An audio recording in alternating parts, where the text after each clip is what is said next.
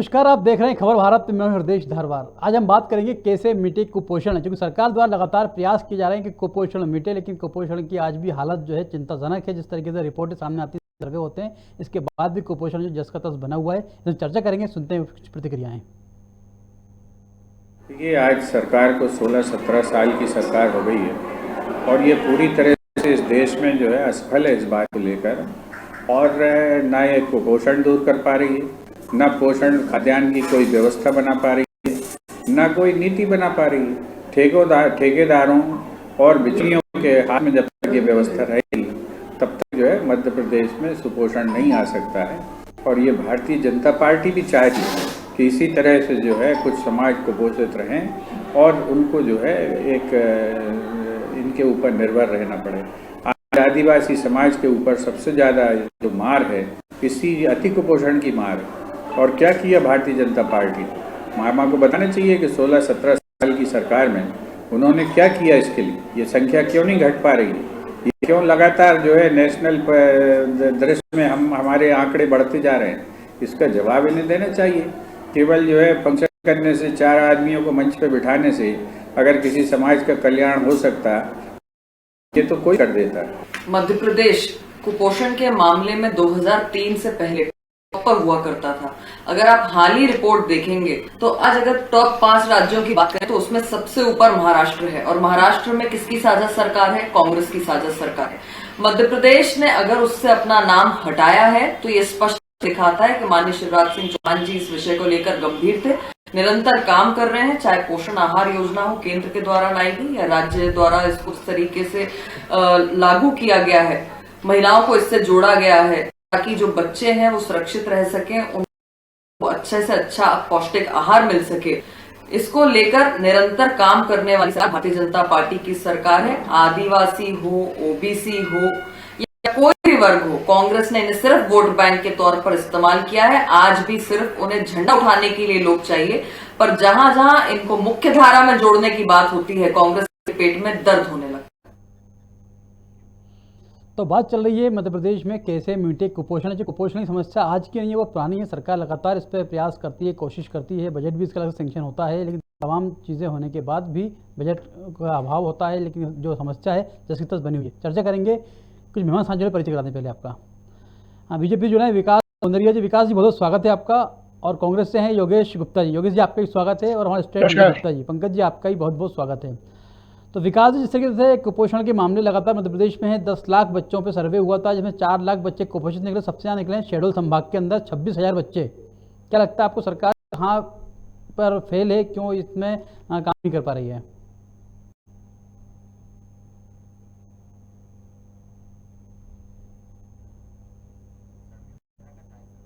विकास जी, आपको कहा जाता है माइक म्यूट है, आपकी आवाज़ नहीं आ रही है।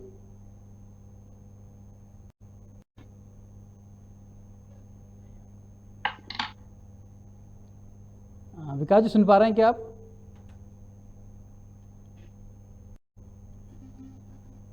चलिए, विकास जी की आवाज़ शायद हम नहीं पहुंच पा रही है। यही सवाल लेंगे अपन योगेश गुप्ता जी। योगेश जी, जिस तरीके सरकार दावे करती है कि कुपोषण पे अच्छा काम किया है, पोषण आहार भी अभियान शुरू हुआ था, लेकिन इसके बाद भी जो जिस तरीके से आंकड़े सामने आते हैं, 10 लाख बच्चों पे सर्वे हुआ था, जो 4 लाख बच्चे कुपोषित पाए गए थे। सबसे ज़्यादा शहडोल संभाग में से 26,000 बच्चे, इसमें 3,000 बच्चे अति कुपोषित थे।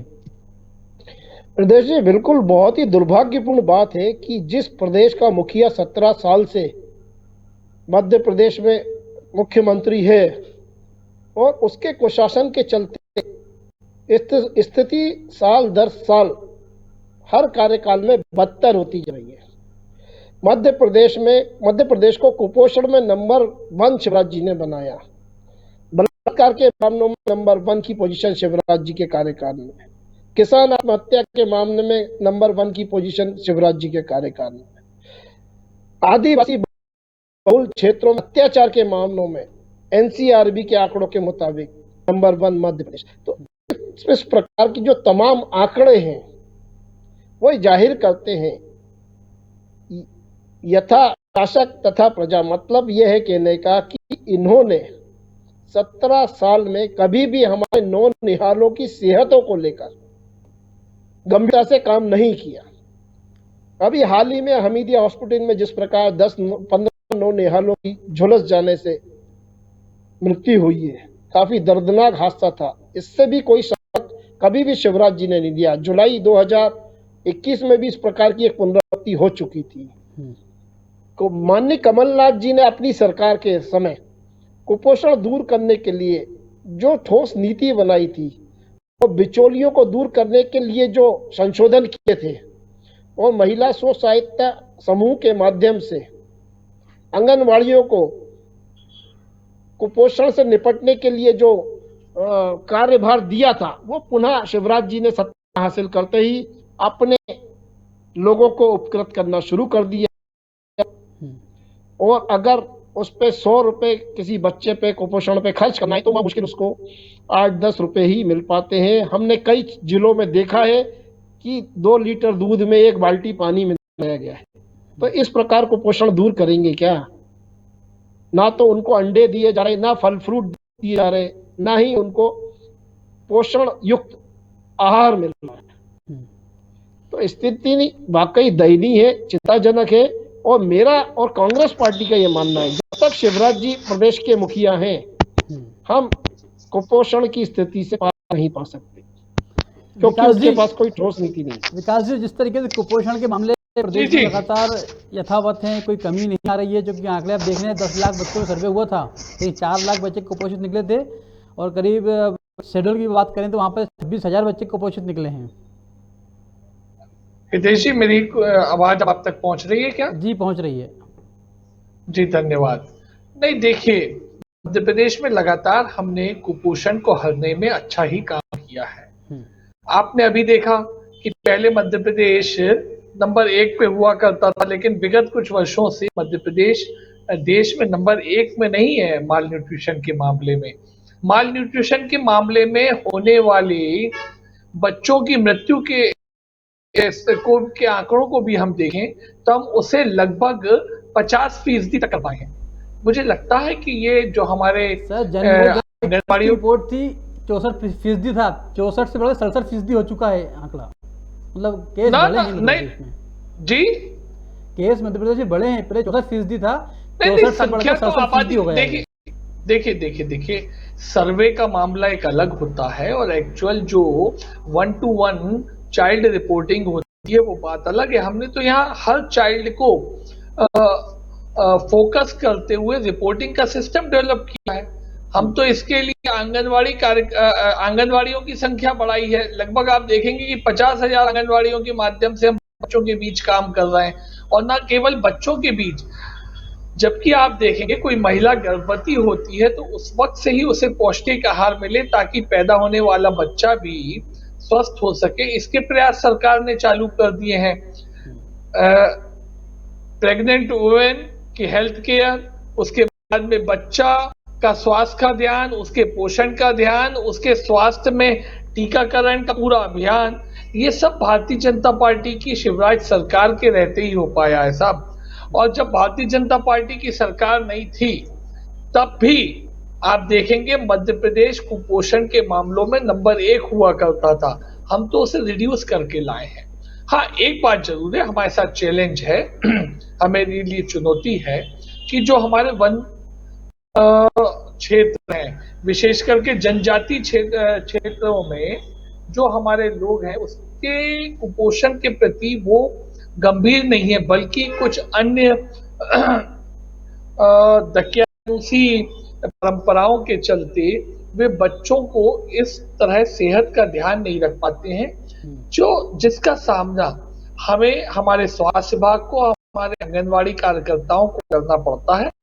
फिर भी हमने जो नेशनल न्यूट्रिशन रिहेबिलिटेशन सेंटर्स बनाए हैं, जो कि भारी संख्या में अब तो काम कर रहे हैं, उसमें अति कुपोषित बच्चे जो बहुत कमजोर हो जाते हैं, उनको लाना और उनको सक्सेसफुली वापस घरों तक पहुंचाना, इसमें हमें सफलता भी है। देखिए, कुपोषण की लड़ाई केवल सरकार प्रदत्त सुविधाओं, सरकार प्रदत्त पोषण आहार के बलबूते ही नहीं जी जा सकती।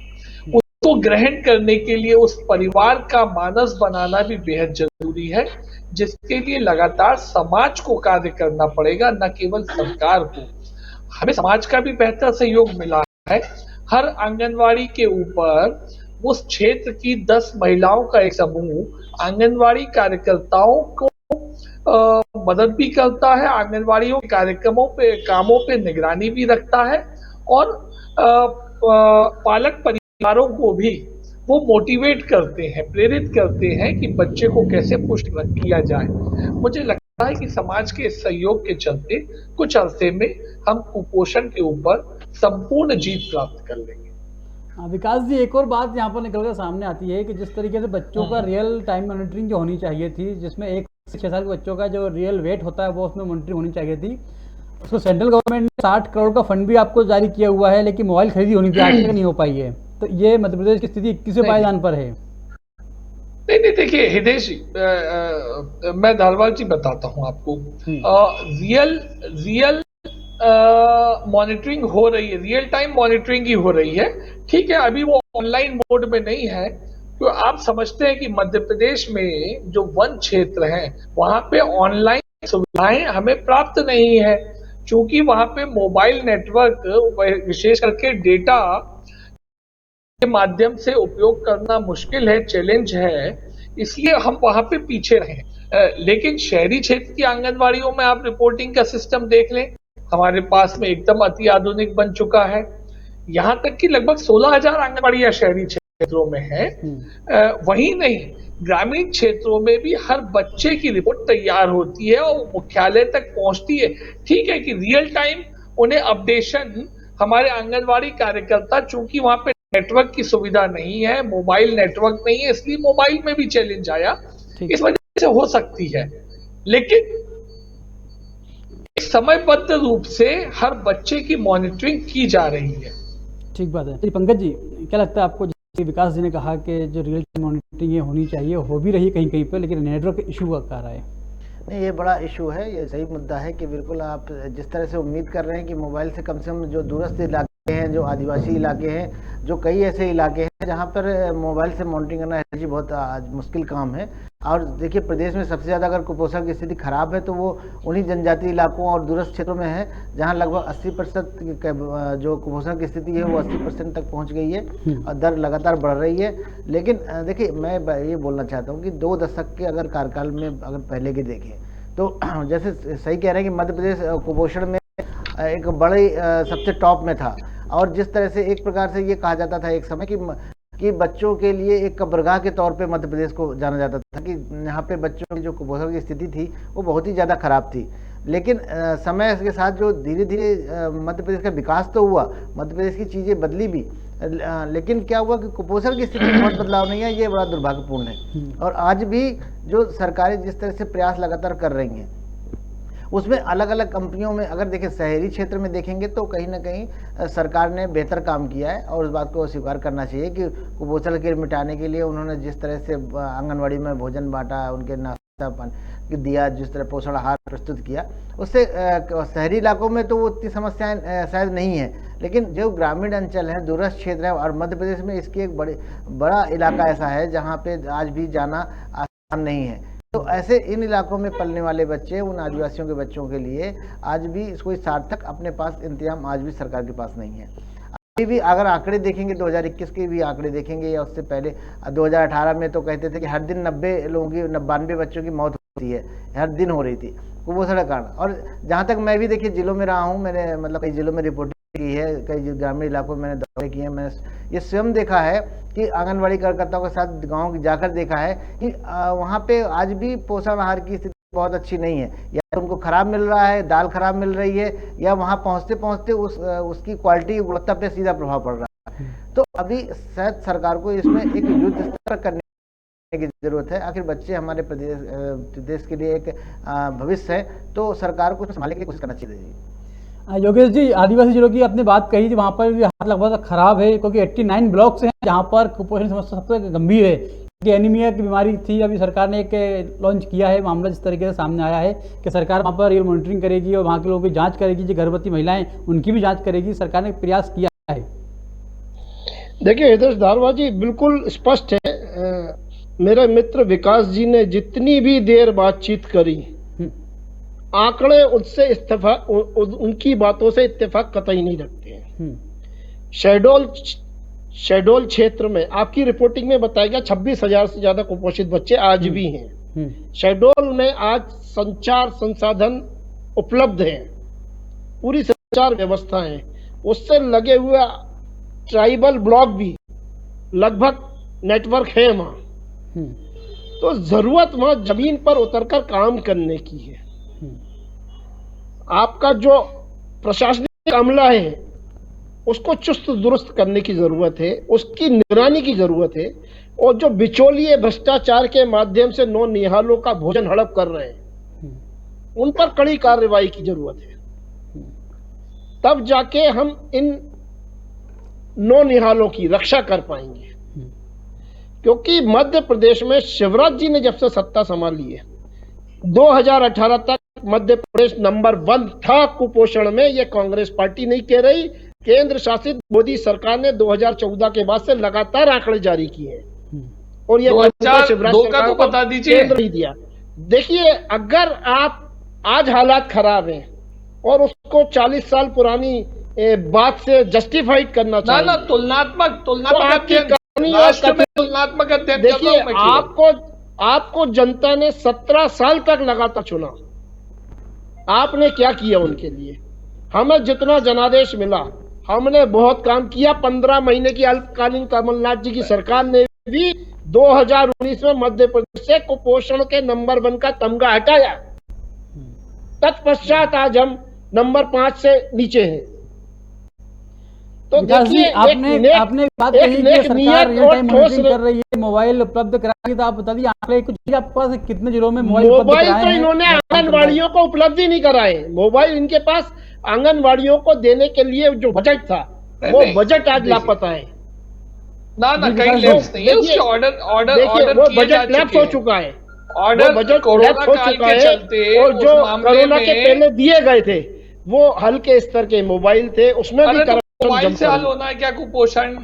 एक बात मोबाइल से मॉनिटरिंग होना है, डेटा बनना है और ऊपर तक केंद्र से जो अलॉटेड बजट है वो उस डेटाबेस के आधार। मोबाइल का महत्व नहीं है, कुपोषण मिटाने में महत्व किसका है? बेहतर मॉनिटरिंग का। मोबाइल एक रियल टाइम मॉनिटरिंग को, बच्चे को सुन तो लीजिए, दुरुस्त प्रशासनिक अमला। अरे सुन तो लीजिए, अभी तक तो मोबाइल को हाशिए पे रखते रहे हैं। मोबाइल बच्चों को पढ़ने लिखने के लिए मोबाइल दे रहे थे तो आप कह रहे थे मोबाइल होता ही नहीं है, मोबाइल का नेटवर्क नहीं होता। उस दिन आप चर्चा ऐसी करते हैं जिस दिन हम बात कर रहे थे कि ऑनलाइन क्लासेस चल रही हैं बच्चों के लिए। आज उस दिन आप कहते थे मोबाइल का नेटवर्क नहीं होता। आज आप कह रहे हैं हर जगह मोबाइल का नेटवर्क होता है। ट्राइबल ब्लॉक्स में से 89 ट्राइबल ब्लॉक्स में से बात रखने दीजिए, सुन लेते हैं। मोर देन 60% ब्लॉक में संचार संसाधन उपलब्ध है। कांग्रेस अपनी सुविधा से केवल विपक्षी एजेंडा फैलाने के लिए अलग अलग वक्त पे अलग अलग विचार रखती है। अब जब आप ऑनलाइन क्लासेस में खड़े रहेंगे, आपके पास शासन है, तो आपके पास अधिकार है, आपके पास एक बात बताइए, सुन तो लीजिए पहले, उनको बात वाली मौतों पर कब रोक लगाएंगे? गुप्ता जी जी विकास जी बात कमलनाथ जी नहीं, मध्य प्रदेश में शिवराज सरकार के कारण हमारा माल न्यूट्रिशन का जो रैंकिंग था, बच्चों के माल न्यूट्रिशन, वो हम पीछे क्यों आए?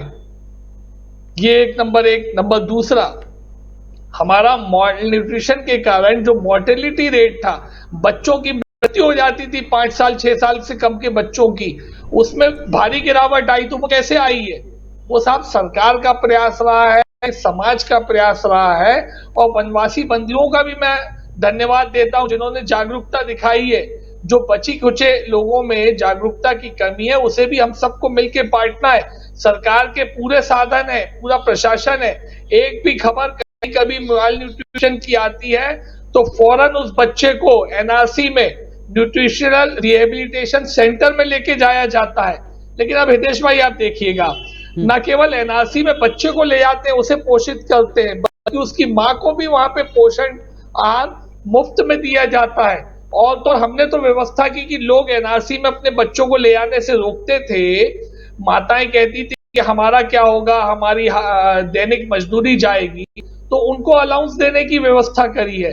लेकिन इसके बाद भी आप देखेंगे कि बीच में कई बार कलेक्टरों ने, तहसीलदारों ने थोड़ा डांट टपट के इन माताओं और बच्चों को एनआरसी में लेके गए, तब वहीं पे गुप्ता जी और कांग्रेस के अन्य साथी खड़े हो गए कि साहब आप फोर्सफुली उन्हें एनआरसी में लेके जा रहे हैं। मुझे लगता है कि जब इलाज की जरूरत है उस वक्त इलाज दिए जाने के जो प्रयास किए जा रहे हैं उन्हें प्रोत्साहित किया जाना चाहिए, ना कि नकारात्मक राजदेव जी जवाब ले लीजिए, जवाब ले गुप्ता जी दूसरी चीज जब जवाब ऑनलाइन अरे आगे सुन लीजिए, दूसरा जवाब आप इसका भी जवाब दीजिएगा। जब हम ऑनलाइन क्लासेस की बात करते थे तो आप और आपके कांग्रेस के साथी कहते थे साहब नेटवर्क रहता कहाँ है, बिजली रहती कहाँ है, लगे आप ऑनलाइन क्लासेस लेने, और आज आप यहाँ बैठ के कह रहे हैं कि शेहडोल के आदिवासी अंचलों में विकास खंडों में मोबाइल नेटवर्क काफी है। अरे साहब मॉनिटरिंग बेहतर होनी चाहिए, रियल टाइम मॉनिटरिंग हो जाए। इसके लिए सरकार ने आंगनवाड़ी कार्यकर्ताओं के लिए मोबाइल फोन की उपलब्धता के ऑर्डर दिए, पर हमारी प्रायोरिटी यहाँ पीछे इसलिए है क्योंकि हमें मालूम है मोबाइल फोन गुप्ता जी की जेब में होगा शेहडोल के एक विकास खंड में, लेकिन वहां नेटवर्क नहीं होगा। क्या करेंगे गुप्ता जी उस वक्त में? तो बेहतर है कि जो हमारे पास में संसाधन है, जो इंटरनल हो या एक्सटर्नल हो, उनके अनुरूप हम आगे बढ़ते जाएं। हमने उस प्रायोरिटीज को तय करते हुए आगे हम बढ़े हैं, और मुझे लगता है कि जो आंकड़े हैं उससे हमारी सफलता भी सिद्ध होती है। लेकिन एक भी बच्चा माल न्यूट्रिशनाइज ना हो, ये हमारा प्रयास है और हम इसे पूरा करके रहेंगे। जी योगेश जी बात रखिएगा अपनी। हो गई बात। देखिए दोनों विषय पे आप जवाब दीजिए जिसपे आप पे आरोप लगे हैं। वही बात है, वही कि 10 लाख के आंकड़े आपकी सर्वे की रिपोर्ट में 10 लाख में से 4 लाख बच्चे कुपोषित है। अरे सर्वे को छोड़िए, ये मानने को ही तैयार नहीं है, आता है ये मानने को ही तैयार नहीं है। कुपोषण की एक बहुत बड़ी मूल वजह वर्तमान परिप्रेक्ष्य में बढ़ती हुई महंगाई भी है। इन भारतीय जनता पार्टी की सरकारों ने एक गरीब की थाली से आलू, दाल, चावल, नमक तक छीन लिया है। आज नमक का पैकेट 25 रुपए है, तो कहां से खरीदेगा? रोजगार है नहीं। मनरेगा के तहत उनको मजदूरी लिमिट में दी जा रही है, अगर 10 है तो उसमें से 4 को बुलाया जा रहा है, 6 को नहीं बुलाया जा रहा। 5-5 किलो जो अन्न की योजना मोदी जी लाए वो भी बंद कर दी गई है। तो देखिए कुपोषण खत्म होगा स्वस्थ आहार से, बेहतर विचार से और बेहतर प्रबंधन से। उसके लिए नेक नियत चाहिए जो शिवराज सरकार के पास नहीं है।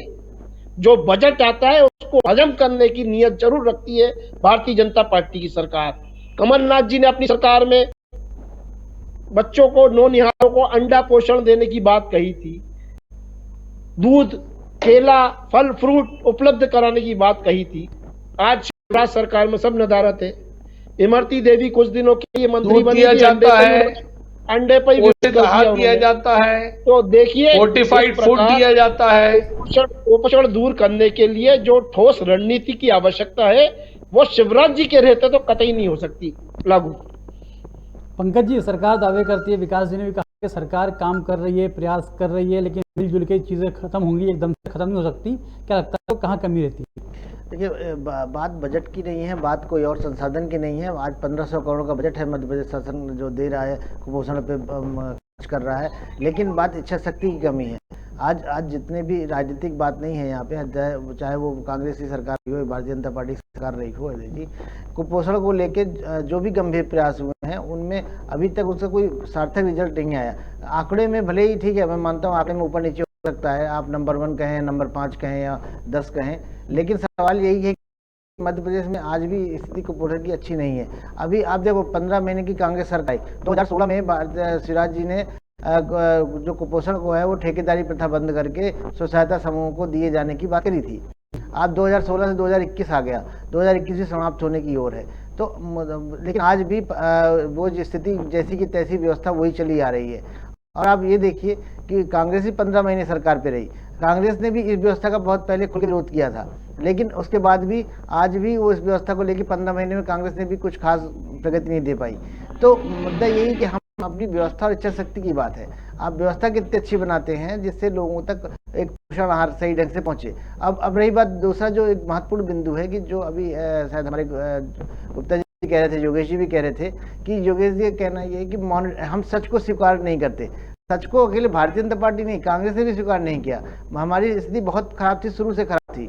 जब से विभाजित मध्य प्रदेश, यदि जब से बना है मध्य प्रदेश का निर्माण हुआ, तब से ये कुपोषण की स्थिति को लेके हमेशा चिंता जताई जाती रही, लेकिन तब भी सरकारें जो मौतें होती थी जो बच्चों की, उनको एक बीमारी का बहाना देके कभी ये नहीं माना कि कुपोषण के कारण मौतें हुई हैं। हम व्यक्तिगत तौर पे रिपोर्टिंग में रहे हैं और हमने ये महसूस किया है कि उस दौर में भी जब हम कलेक्टर से बात करते थे कि ये जो मौत हुई है इस गांव में और ये बच्चे की मौत हुई है कुपोषण के कारण हुई है, पूरा गांव बोल रहा है, उसके बच्चे की देखने से आप समझ जाओगे कि बच्चों की मौत कुपोषण के कारण हुई है। लेकिन उसके बाद भी वो कलेक्टर मानने को तैयार नहीं होते थे, प्रशासन मानने को तैयार नहीं होता था कि उनके बच्चों की मौत कुपोषण के कारण हुई है। तो जो एक बड़ी वजह यही है कि जब आप समस्या को नहीं स्वीकार करेंगे तो समाधान की तरफ कैसे जाएंगे।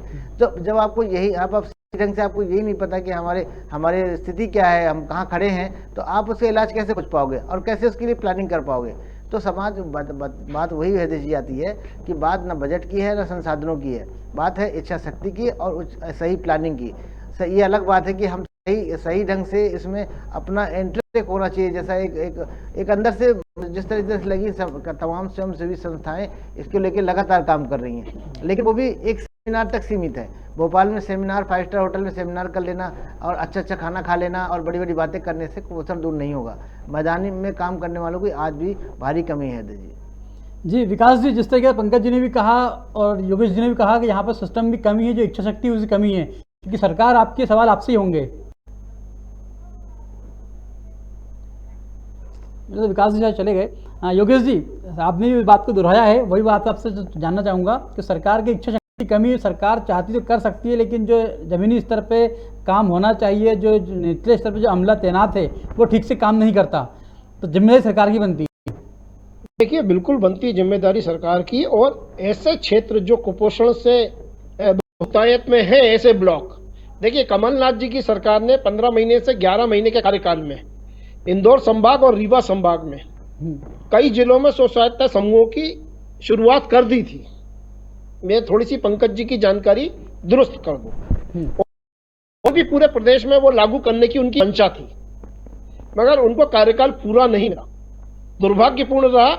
अन्यथा कमलनाथ जी एक मिशन लेकर निकले थे, काफी बड़ा विजन था, और अगर उनको पूरा कार्यकाल मिल जाता तो निश्चित रूप से हम कुपोषण जैसी गंभीर समस्याओं से पार पा सकते थे। आज भी शिवराज जी अगर मैं क्षेत्रीय स्तर पर, ब्लॉक लेवल पर, वहां के जनजाति वर्ग से जो जुड़े हुए लोग हैं उनको रोजगार उपलब्ध कराएं, उनके माध्यम से ये कार्यक्रम संचालित करें, आंगनवाड़ियों के माध्यम से ये कार्यक्रम संचालित हो, तो भी कुपोषण से काफी ज्यादा हालात में सुधार हो सकता है। वहां ब्लॉक लेवल पर स्वास्थ्य सेवाएं उपलब्ध कराई जाना चाहिए, छोटी छोटी डिस्पेंसरीज खोला जाना चाहिए, जहां नेटवर्क है वहां मॉनिटरिंग भी होना चाहिए। तो संबंधित जो अधिकारी है, प्रशासनिक अमला है, उसके ऊपर सतत निगरानी की आवश्यकता है।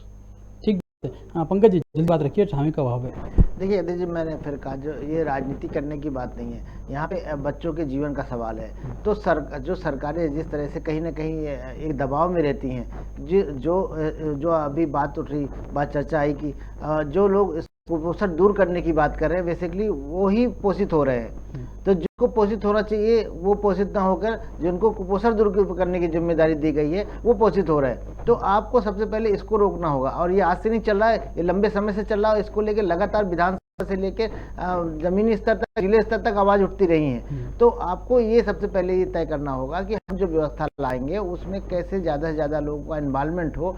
कम से कम ये भी तय हुआ था कि हम स्वच्छता समूह के माध्यम से यदि हम बच्चों के माता पिता को इन्वॉल्व करेंगे तो अपने बच्चों के लिए बेहतर प्लान कर पाएंगे। शायद उनको मानना था कि कम से कम वो तो अपने बच्चे के साथ नहीं करेंगे, धोखा नहीं करेंगे। बाकी देखिए, जो भी हम योजना लाते हैं, हर व्यक्ति एक कमाई की दृष्टि से देखता है, और ये एक सामाजिक समस्या है। तो हम सबको अपने नजरिए में बदलाव लाना होगा और इसको सामाजिक समस्या के रूप में देखना होगा, और हमें अपनी सामाजिक जिम्मेदारी के तहत कुपोषण दूर करने के लिए हम सबको मिलजुल कर प्रयास करना होगा। ठीक बात है। पंकज जी, योगेश जी, आप दोनों जुड़े चर्चा में, आपको बहुत शुक्रिया, धन्यवाद। तो बात चली मध्य प्रदेश कुपोषण दर की, ये देखें तो 64% से बढ़कर 67% हो गई है, जिसमें 80% मामले तो आदिवासी जिलों से आते हैं, जहाँ पे 89 ब्लॉक्स हैं जो आदिवासी ट्राइबल बहुल क्षेत्र है। वहाँ पर भी कुपोषण की स्थिति जो है बेहद चिंताजनक है। सरकार को ध्यान देना चाहिए, क्योंकि लगातार जो मामले बढ़ रहे हैं, सरकार बजट का अभाव नहीं है, बजट पर्याप्त है, सेंट्रल बजट पड़ा हुआ है, इसके बाद यदि स्थिति ठीक नहीं होती है, कहीं ना कहीं वाकई ये चिंता का विषय है। फिलहाल चर्चा में इतना ही, हमें दीजिए इजाजत, नमस्कार।